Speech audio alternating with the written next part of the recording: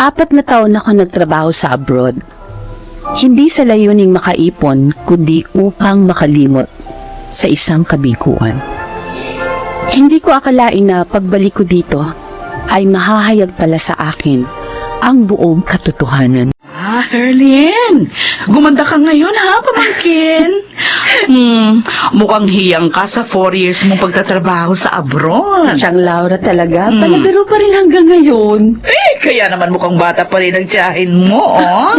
Ay, teka muna, maiba ako. Alam na ba ni Ariel na ngayon ang dating mo?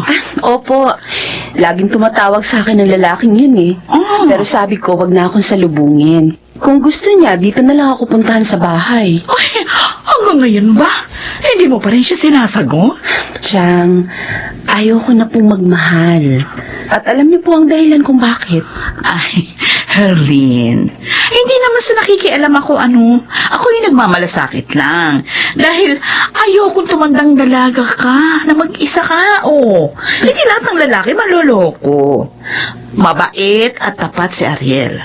Matyaga pa. Kita mo nga, hindi pa rin sumusuko.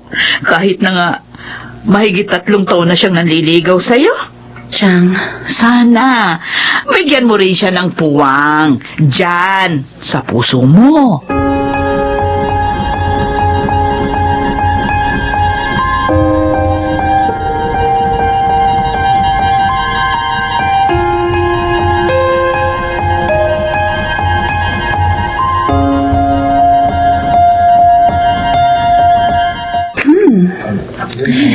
maganda ang restaurant na to. Mukhang mamahal ang mga pagkain dito. Tama nga si Chang Laura. Napakatyaga ni Ariel. Patuloy siyang umaasang matututunan ko rin siyang mahalin. Katunayan nito, i-dinate niya ako sa mamahaling restaurant na to. Ayan na siya.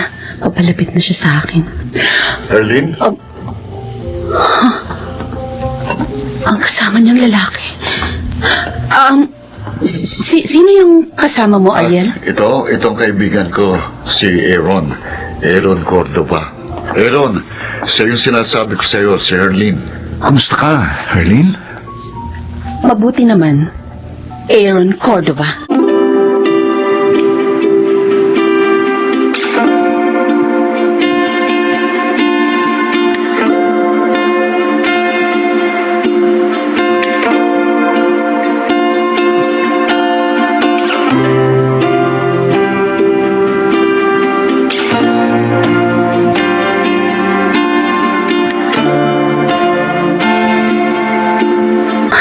Hindi ako maaaring magkamali. Siya talaga yun. Tumaba lang siya ngayon, nag-iba ang gupit ng buhok. At siguro, nagpatangos na rin ng ilong para hindi ko makilala sakaling magkita kami. Walang hiya siya. Herlin? Chang? Bakit umiyak ka? Ibig sabihin, nag-away kayo ni Ariel. Aba, hindi pa man kayo magnobyo o nag-aaway na kayo? Hindi kami, Chang. Hindi kami nag-away ni Ariel. Hindi ang lalaking yun. Nakita ko siya. Ha? Nakita ko manlolokong yun. Saan? Saan mo siya nakita? Sa restaurant. Apo sa pinuntahan namin ni Ariel. Ipinakilala siya sa akin ni Ariel pero sa ibang pangalan. Pero yun din ang apelyido. Pamangkin, baka naman nagkakamali ka na. Hindi Chang. Ang boses niya, ang kilos niya, maging ang mukha niya, siya talaga eh. Oh. Tumaba nga lang siya ngayon, nag-iba ng buhok at marahil nagpatangos ng ilong. Pero alam ko, siya pa rin si Baron. Ang nanloko sa akin. Napakawalang yan niya. Teka muna, ha? Bago mo gawin kung ano man yung binabalak mo, alamin mo muna. Kung siya nga talaga si Baron, ang dati mong nobyo.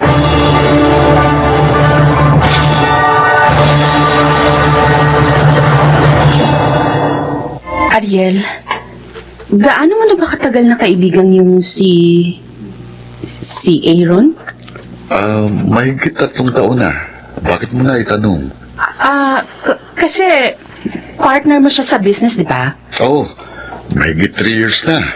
Sigurado ka bang mapagkakatiwalaan siya? 4 years na kami magkaibigan. At hanggang ngayon naman, wala naman siyang masamang ginawa sa akin. Kahit sa business namin, kilala ko rin ang tatay niya, si Mang Henaro. Huwag ka rin sobrang pakatiwala. Mahirap na. Baka traidorin ka niya. Herlin, Concern lang ako sa'yo, kaya nasabi ko yun. salamat sa concern mo. Sana yan ang simula ng matagal ko nang hinihintay. Ang matutuhan mo rin akong mahalin.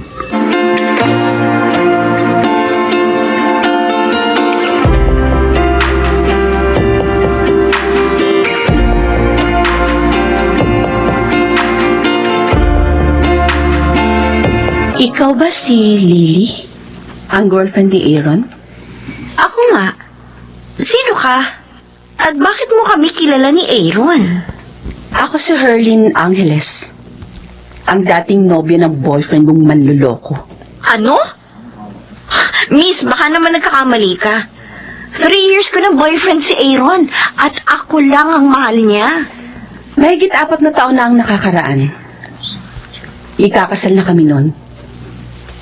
Nang bigla na lang na akong iniwan. Isang sulat na lang ang dumating sa akin isang gabi. Sulat ng pakikipag-break. Dahil may nabuntis daw siya. Hindi pa rin ako makapaniwala sa sinasabi mo. Tingnan mo to. Ito yung picture naming dalawa. Tingnan mo. Si Aaron nga ito. Iwan mo ang manlulokong yun. Walang hiya siya. Hindi siya dapat mahalin.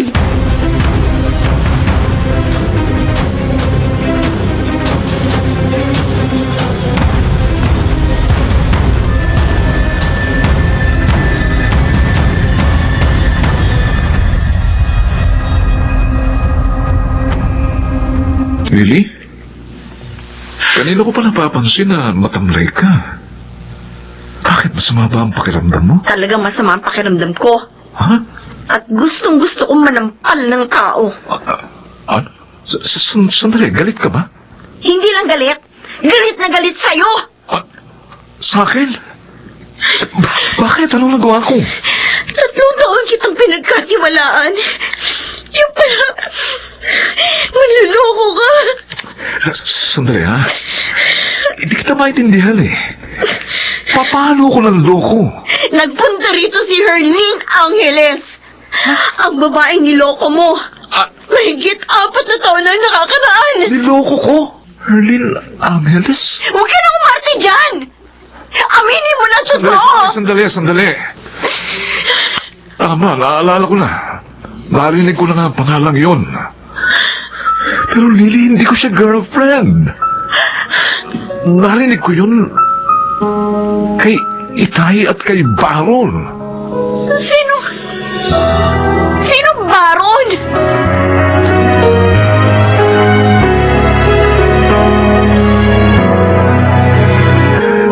Muntik nang makipag-break sa akin ng girlfriend ko, Ariel. Aaron, hindi ko alam na ginawa yun ni Herlin. Wala naman akong nabanggit sa kanya. Tungkol sa nobya mo. Maaring may mga nalaman siyang impormasyon. Sabagay, hindi rin natin siya masisisi. Akala niya ako si Baron. Hindi ko kilalang Baron na yun. Pero madalas ko marinig noon ang pangalan yun kay Herlin. Ariel, kakambal ko si Baron. Ha? Identical twin kami. Ganun ba? Nasan siya? At bakit niya iniwan si Herlin?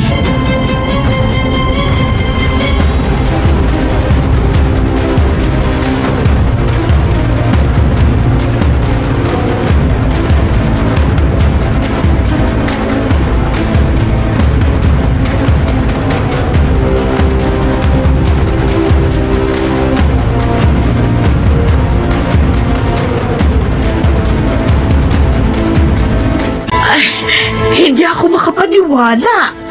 Kamukhang kamukha ka nga ni Baron. Pero hindi ho ako si Baron, Aling Laura.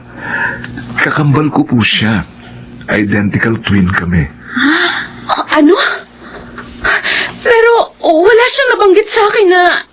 Dahil 1 taon pa lang kami, pinaghiwalay na po kami. Madalas kaming magkasakit, kaya lumaki ako sa tita ni inay na walang anak. Pero hindi inilihim sa amin ang pagiging kambal namin. Anak ko,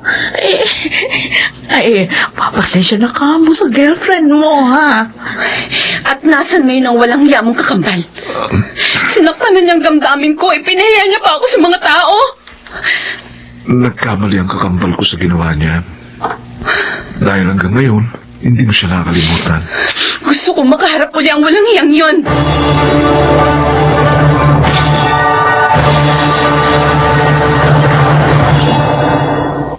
Eto, narito na tayo. Ano bang kalokohan to, Aaron? Bakit mo ako dinala dito sa sementeryo? Sabi ko, dalhin mo ako kay Baron. Kumusta ka na, Erlin? Mang Hinaro? Si Itay na magsasabi sa iyo ng lahat. Siya ang kasama ng kakambal ko hanggang sa huling sandali. Huling sandali? Anong... Wala na si Baron. Mahigit 4 na taon na siyang patay. Hindi. Ikakasal na kayo noon nang malaman niyang may tumor siya sa utak at may taning na ang kanyang buhay. Ano po? At dahil sa pagmamahal niya sa iyo, ayaw niya makita mo ang kanyang pagpanaw. Kaya pinalabas niya sa iyo na nakabuntis siya ng ibang babae. Diyos ko. Ang paniwala niya, mas madali mo siyang malilimot kapag nagalit ka sa kanya. At ikaw na ang kusang lalayo.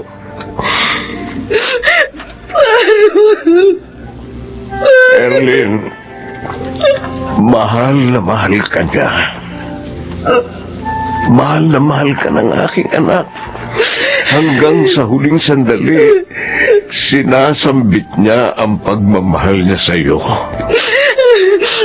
I'm sorry. I'm sorry, Baron. Hindi ko alam. Sorry.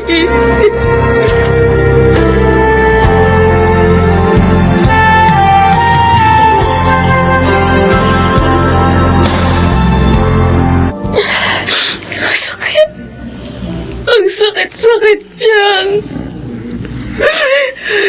Ang tagal kong nagalit kay Baron.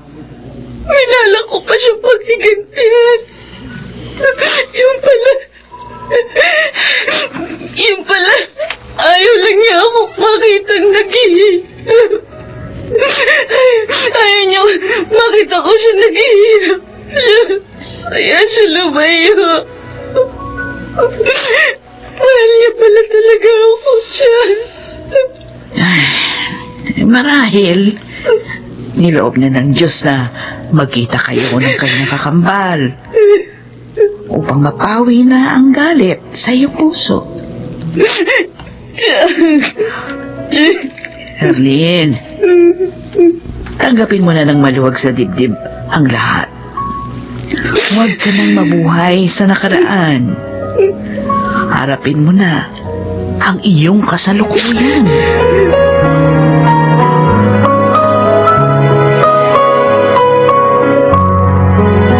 Ariel, salamat ha.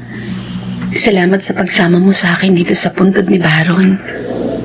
Alam mong dahilan kung bakit ko ito ginagawa. Mahal na mahal kita, Arlene. Pero mahaba ng pinaghintay mo. At parang ngayon palang nagsisimula ang pagluluksa ko. Mas gusto kong maghintay sa'yo kaysa tuluyan kang mawala sa akin. Dahil kung hindi rin lang ikaw ang makakatuluyan ko, hindi na ako magkaasawa. Ariel, Kaya sana, hayaan mo na lang ako sa paghihintay ko.